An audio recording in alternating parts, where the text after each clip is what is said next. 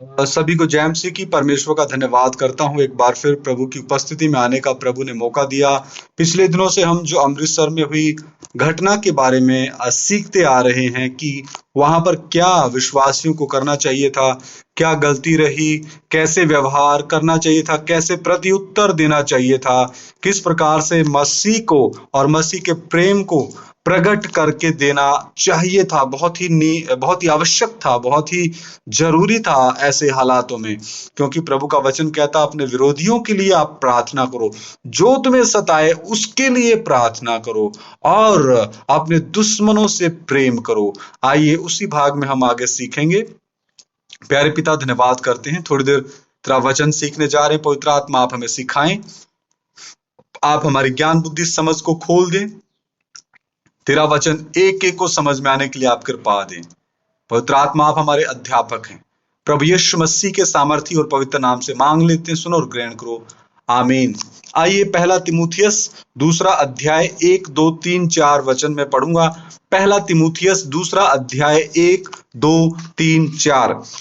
अब मैं सबसे पहले यह आग्रह करता हूं कि विनती नंबर 1 विनती, और प्रार्थना नंबर 2 प्रार्थना, और निवेदन नंबर 3 निवेदन, और धन्यवाद नंबर 4 धन्यवाद सब मनुष्यों के लिए किया जाए। तो जब परमेश्वर का वचन कहता है कि आपने विनती करनी है, आपने प्रार्थना करनी है, आपने निवेदन करना है और आपने धन्यवाद करना है, किन के लिए? सब मनुष्यों के लिए। तो आपने उस अमृतसर की कलीसिया के विश्वासियों ने उस बात के लिए धन्यवाद क्यों नहीं किया? उस बात के लिए परमेश्वर को विनती क्यों नहीं की कि प्रभु इन्हें माफ कर, ये नहीं जानते ये क्या कर रहे हैं? आपने प्रार्थना नहीं की परमेश्वर को, आपने निवेदन नहीं किया परमेश्वर को, आपने धन्यवाद नहीं दिया परमेश्वर को, बल्कि उसके उल्ट आपने किया। पर्चे करवाए, जेल में डलवाए, विरोध, धरने प्रदर्शन, पूरे भारत में कानून व्यवस्था को अपने हाथ में लिया। ऐसा करने से सच्ची मसीहियत प्रकट नहीं होगी। आप जितना मर्जी जोर लगा लो, जितना मर्जी आप चिल्ला लो, चिल्ला तो रही हो, आप बहुत से रो रहे हैं वीडियो बना बना के। हो क्या गया इनको? क्योंकि इनकी नींवें रेत के ऊपर रखी हैं। अब्दी चट्टान सियोन के कोने के पत्थर प्रभु यीशु मसीह के ऊपर नहीं रखी। यह साफ साफ नजर आता है। दूसरा वचन, राजाओं और सब ऊंचे पद वालों के निमित्त, इसलिए कि हम विश्राम और चैन के साथ भक्ति और गंभीरता से जीवन बिताएं। यह हमारे उद्धारकर्ता परमेश्वर को अच्छा लगता है और भाता भी है। परमेश्वर को क्या अच्छा लगता है? कि आप राजाओं के लिए, आप हमारे भारत के राष्ट्रपति, प्रधानमंत्री, एमपीज, एमएलएज, आईएएस, आईपीएस, जो CAPF central armoured police force के जो अधिकारी हैं उनके लिए, स्टेट पुलिस के अधिकारी हैं उनके लिए, जो सिविल एडमिनिस्ट्रेशन के डिप्टी कमिश्नर्स हैं, सीनियर सुपरिटेंडेंट ऑफ पुलिस हैं, और सभी धर्मों के जो आत्मिक अगुवे हैं, उन सभी के लिए हमने प्रार्थना करनी है, निस्वार्थ प्रार्थना करनी है कि प्रभु उनकी भी बुद्धि खोले, उनको भी प्रभु यीशु मसीह के बारे में, उद्धारकर्ता के बारे में, जो पाप से मुक्ति देता है, जानने का मौका मिले। तो यह हमारे उद्धारकर्ता परमेश्वर को अच्छा लगता है। लेकिन आपको अच्छा नहीं लगता, आपको सताव अच्छा नहीं लगता, आपको विरोध अच्छा नहीं लगता। आपको बस चाहिए आराम, आनंद, ऐसा जीवन चाहिए बस। मसीह की निंदा आपको अच्छी नहीं लगती, मसीह के कारण दुख उठाना आपको अच्छा नहीं लगता। 4 वचन, जो यह चाहता है कि सब मनुष्यों का उद्धार हो। कौन चाहता है? ये परमेश्वर चाहता है, और वे सत्य को भली भांति पहचान लें। तो यदि उस भीड़ ने, निंग भाइयों की भीड़ ने सत्य को भली भांति पहचानना था, तो आप सब ने उनके लिए निवेदन करना था परमेश्वर को। दूसरी बात, प्रार्थना करनी थी परमेश्वर के चरणों में बैठ के। नंबर 3, आपने उनको नंबर 1 विनती करनी थी, नंबर 2 प्रार्थना करनी थी, नंबर 3 निवेदन करना था, नंबर 4 धन्यवाद करना था उस घटना के लिए। किसके सन्मुख? परमेश्वर के सन्मुख। तभी वो सत्य को पहचानते। यूहन्ना 8:32 भी कहता है, जब तुम सत्य को जानोगे तो सत्य ही तुम्हें आजाद करेगा। यदि उन निंग भाइयों ने आजाद होना था उस समय, तो आप लोगों का भी ये नमूना वचन के मुताबिक, जैसा दूसरा ये पहला तिमोथियस दूसरा अध्याय 1 से 4 में हमने पढ़ा है, ये सारी बातें अगर आपके जीवन में होती तो वो सत्य को भली भांति पहचानते जानते। और यूहन्ना 14:6 क्या कहता है? मार्ग, सत्य और जीवन मैं हूं। कौन? प्रभु यीशु मसीह। तो यदि उन्होंने सत्य को पहचानना था तो कमियां आप लोगों में रही है। प्रार्थना में उस समय जो मौजूद अगवे, जूनियर अगवे और पुराने विश्वासियों में रही है। उन्होंने विनती नहीं किया परमेश्वर को, प्रार्थना नहीं की परमेश्वर को, निवेदन नहीं किया परमेश्वर को, और धन्यवाद नहीं दिया परमेश्वर को कि प्रभु इन बातों के लिए भी आपका धन्यवाद। तब जाकर के अगर आप करते ये सब तो वो क्या करते? फिर सत्य को भली भांति पहचान लेते। हो सकता उनमें से बहुत से लोग घुटने टिका करके प्रभु यीशु मसीह को अपना प्रभु और मुक्तिदाता और उद्धारकर्ता करके ग्रहण करते। दूसरा तीमुथियुस पहला अध्याय 8, 9, 10 वचन में पढ़ूंगा। दूसरा तीमुथियुस पहला अध्याय 8, 9, 10। यीशु मसीह को स्मरण रख जो दाऊद के वंश से हुआ और मरे हुओं में से जी उठा, और यह मेरे सुसमाचार के अनुसार है, जिसके लिए मैं, प्रेरित पौलुस कहता है तीमुथियुस को, अपने सहकर्मी को, जिसके लिए मैं, यानी प्रभु यीशु मसीह के लिए मैं कौन? प्रेरित पौलुस कुकर्मी के समान दुख उठाता हूं। प्रेरित पौलुस तो कुकर्मी के समान दुख उठाने की इच्छा रखता है और उठा भी रहा है, लेकिन वहां की कलीसिया सब भाग गई, पंडाल खाली हो गया, डर की आत्माएं घुस गई। मैं ये नहीं कहता कि मैं बहुत बड़ा लीडर हूं, लेकिन प्रभु की कृपा और फजल से जो भी हूं वो प्रभु की कृपा और फजल से हूं।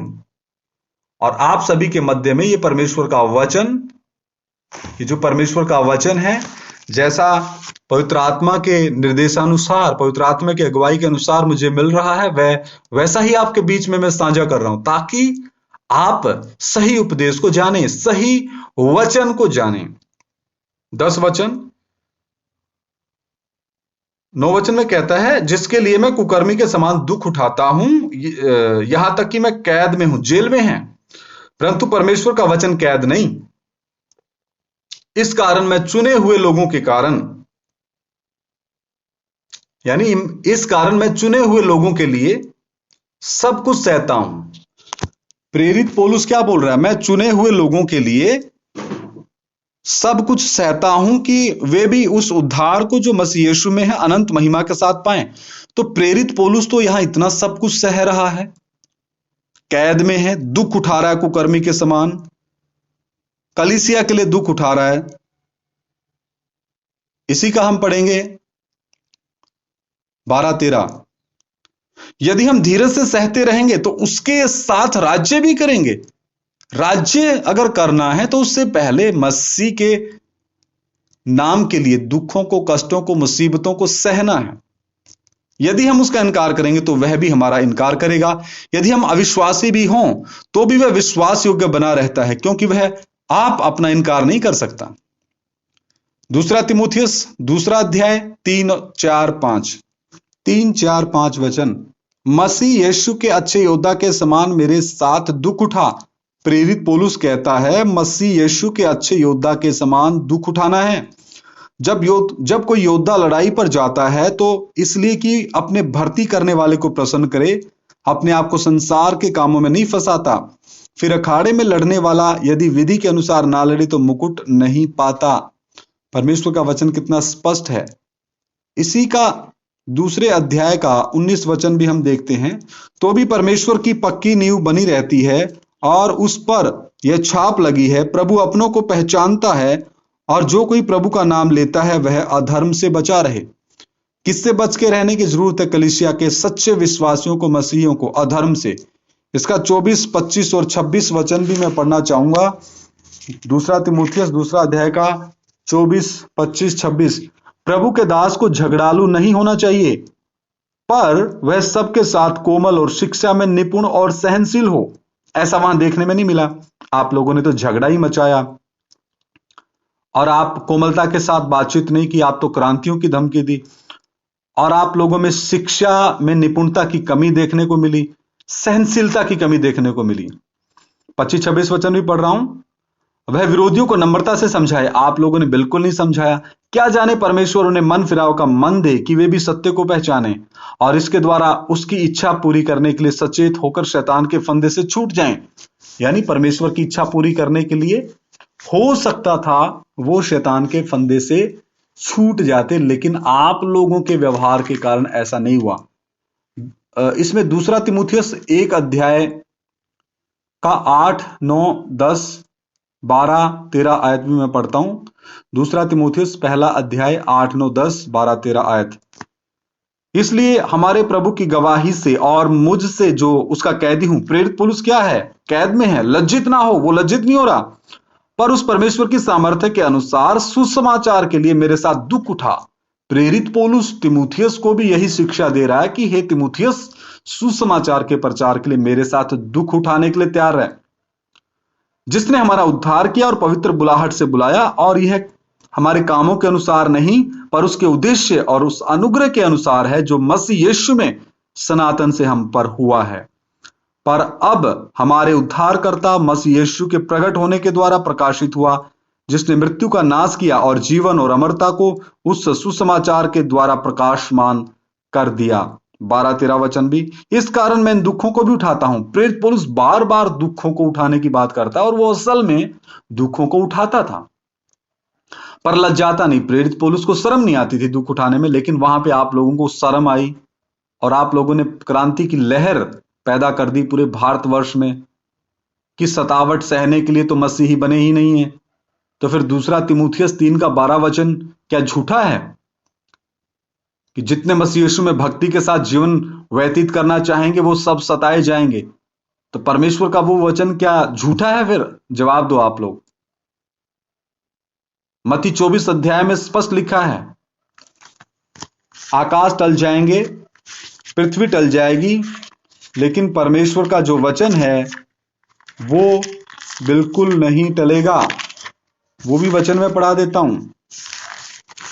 मत्ती 24 का 35, आकाश और पृथ्वी टल जाएंगे परंतु मेरी बातें कभी ना टलेंगी। किसकी बातें?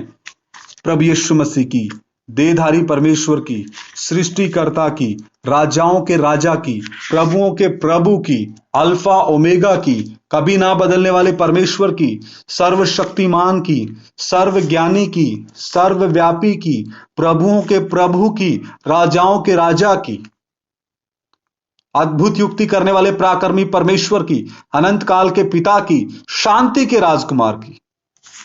हालेलुया। वापिस हम दूसरा तिमुथियुस पहले अध्याय में आते हैं। एक बार फिर पढ़ूंगा 12 और 13। दूसरा तिमुथियुस पहला अध्याय 12-13। इस कारण मैं इन दुखों को भी उठाता हूं पर लज्जाता नहीं, क्योंकि मैं उसे जिस पर मैंने विश्वास किया जानता हूं और मुझे निश्चय है कि वह मेरी धरोहर की उस दिन तक रखवाली कर सकता है। तो यहां पर प्रेरित पौलुस ने जिसके ऊपर विश्वास किया वो उसको जानता है। इसका मतलब आप लोग अभी तक नहीं जानते। किसको? जिसके ऊपर आपने विश्वास किया।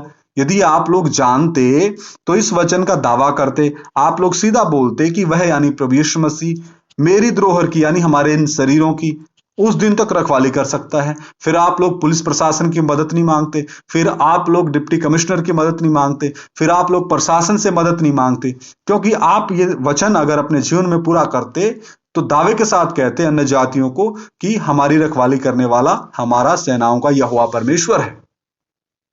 हालेलुया। हम उसके हाथ की रचना है, वो हमारा सृष्टिकर्ता है। उसने हमारा चित्र अपनी हथेलियों में खोद के बनाया है। उसका दाहिना हाथ, सर्वशक्तिमान का दाहिना हाथ हमें संभाले रखता है, हमारी सुरक्षा है। 13 वचन, जो खरी बातें तूने मुझसे सुनी है उनको उस विश्वास और प्रेम के साथ जो मसीह यीशु में है अपना आदर्श बनाकर रख। आप लोगों ने इन बातों को आदर्श नहीं बनाया और इन बातों से कोई लेना देना ही नहीं लगता आप लोगों का। एक वचन और पढ़ के हम प्रार्थना करेंगे। दूसरा तिमुथियुस 4 का 5, पर तू सब बातों में सावधान रहे, दुख उठा। यहां फिर प्रेरित पौलुस तिमुथियुस को कहता है कि तू सब बातों में सावधान रहे, दुख उठा, सुसमाचार प्रचार का काम कर और अपनी सेवा को पूरा कर। तो कई प्रभु के दास लोग बोलते हैं कि हम कुछ नहीं बोलते, इस घटना के ऊपर कोई बयान हमने नहीं देना, हम निर्दलीय हैं। लेकिन जिनको परमेश्वर ने अपने अनंत काल के ज्ञान को पवित्र आत्मा के द्वारा प्रकट करके दिया है, और जो कमियां उनके जीवनों में उन हालातों में रही, तो क्या हमारा फर्ज नहीं बनता उन कमियों को उन भाइयों तक पहुंचाया जाए किसी न किसी माध्यम से, ताकि वो अगर इन वचनों को सुने और सच में पवित्र आत्मा उनको कायल करेगा, अगर वो मन फिराएंगे, अपने उन पुराने रास्तों से मुड़ेंगे, तौबा करेंगे, तो जरूर परमेश्वर उनको उन पिछली हालत से निकाल के एक नई हालत में, नए आत्मा के सामर्थ्य में, एक नए उद्धार के अनुभव में, एक नए सकरे रास्ते में, जो मत्ती 7:13 में लिखा है, जरूर लेके आएगा। और उनको अपनी गलतियों से पश्चाताप होगा, वो तौबा करेंगे, वो उन रास्तों से मुड़ेंगे। और वचन कहता है, तू दुष्ट को उसकी दुष्टता के बारे में बता दे, ताकि दुष्ट के खून का बदला तुमसे ना लिया जाए। तो मुझे जो परमेश्वर के पवित्र आत्मा ने दिया है, मैं उन तोड़ों को अपने पास संभाल के नहीं रखूंगा, मैं अपने भाइयों के लिए उनको बांटूंगा, ताकि वो भी उन चीजों को जाने जिन चीजों की कमियां उस प्रार्थना के दौरान रही, और अन्य जातियों ने हकीकत में सत्य को नहीं पहचान पाए। वो क्योंकि सत्य का प्रगटीकरण करके नहीं दिया गया विश्वासियों के द्वारा, अगुओं के द्वारा, खास तौर पर अगुओं के द्वारा। विश्वासियों की तो गलती ही क्या है, जब अगुए ही मसीह के प्रेम को प्रकट करके देने में असफल होते हैं, तो नीचे जो उनके अधीन है उनसे आप उम्मीद मत रखिए कि वो उस लेवल पे आएंगे। तो मेरे प्रियो, ये जो तमाम कमियां अमृतसर में जो निंग भाइयों ने हमला किया अगुओं की तरफ से रही है, तो इन कमियों को मेरी हाथ जोड़ के विनती है। मैं कोई आप लोगों का कोई सीनियर नहीं हूं, मैं कोई आप लोगों को सिखाने वाला, आपके ऊपर कोई टीचर नहीं हूं। मैं प्रभु के प्रेम में विनती के साथ आपसे निवेदन करता हूं, आप प्रार्थना पूर्वक हालत में प्रभु के चरणों में बैठ करके इन वचनों को जब आप सुनेंगे कि क्या करना चाहिए था और हमने क्या किया, और अन्य जातियों ने मसीह यीशु को पहचानना चाहिए था, मसीह यीशु के प्रेम की खुशबू को हमारे जीवनों के द्वारा वहां अनुभव करना चाहिए था, उन्होंने सत्य को पहचानना चाहिए था, लेकिन वो नहीं पहचान पाए, कमियां हमारे अंदर ही थी। अगर ऐसा आप कबूल करते हैं, तो जरूर परमेश्वर का आत्मा आपको फिर से बहाल करके एक नए समर्पण के साथ आपको एक नए प्रभु के अनुभव में लेके चलेगा। प्रभु आप सभी के साथ हो। आइए सर झुकाएं, प्रार्थना करें। महान जीवते परमेश्वर, अनुग्रहकारी प्रभु, आपका धन्यवाद देते हैं। पवित्र आत्मा और गहराई से आप हमें सिखाएं। जो भी भाई बहन इन वचनों को सुने, पवित्र आत्मा आप उनको कायल करें। हमें हर बात प्रभु यीशु मसीह के नाम में सहने के लिए कृपा दे। और जो प्रभु के अगुवे बोलते हैं कि हम किसी को जवाब नहीं देते, प्रभु आप उनके ऊपर भी कृपा करें, फजल करें। अपने आप को दिखाने के लिए हमने जवाब नहीं देना, बल्कि ये जो असली तोड़े हैं, उपदेश के तोड़े हैं, वचन की शिक्षा है, उन भाइयों को भी हमने देना है। वो भी हमारे भाई हैं। इस उद्देश्य से हमने उनको जवाब देना है। प्रभु, मैं घटूं, आप मुझ में बढ़ते जाएं। पवित्र आत्मा एक एक कोई बातें समझ में आने के लिए कृपा दे। प्रभु यीशु मसीह के नाम से मांगते, सुनो और ग्रहण करो। आमीन। सभी को जय मसीह की। मारानाथा।